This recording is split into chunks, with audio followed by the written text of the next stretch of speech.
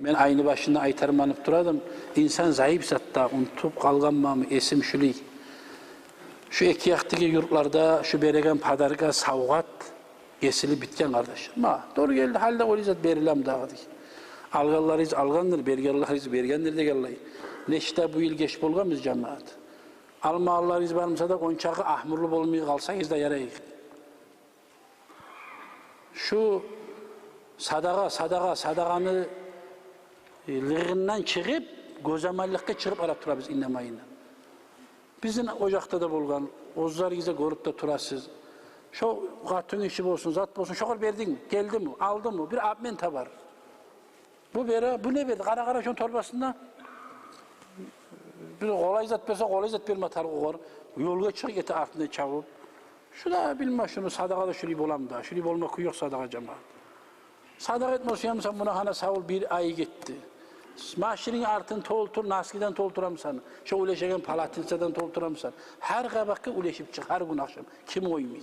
İmenle şu kalma orada, şu yerde bilav gele, al bir. Ben sadakanı kırkan işte bulman. Sadakanı sadaka kudetme tarık bola. Ben bu kadar şunu çizanı berigenim, naski tukul bir manını bayıtıp erişik oralarda bu. Kaydet abi, sadaka buldum bu. Şunu koyup, taydırıp, gelen adamlar konakka, Bismillahirrahmanirrahim. Aşağısını toyunca, Alhamdülillah etip duada geçsin. Bitti. Şundan ulu sadaka bulmaz. Bu etme suyagan zatını şu bayramın şoğar kıstirmeyi, bakşa gün eti koyuruz. İşte algılar iz varmasa bu yıl otuk alır, almalar iz varmasa almayı koyuruz. Ama gelene yıldan başlar. Tirapka da verimiz bir zatkada. Ne itikti? Algan zatka ne itikti baytı koyup olası almağa. Men ayıplimsem geç bolgan maşoğar.